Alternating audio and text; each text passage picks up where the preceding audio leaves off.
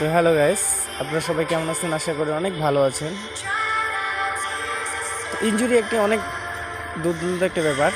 তো যারা ইনজুরিতে পড়বেন অবশ্যই হালকা জগিং হবে,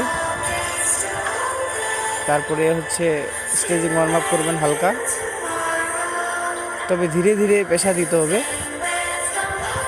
একবারে প্রেশার দিলে হবে না, সেটি হিতে বিপরীত হতে পারে। এটা হচ্ছে একটা ব্যালেন্সের প্র্যাকটিস। এটি করলে ভালো একটি ব্যালেন্স তৈরি হয়।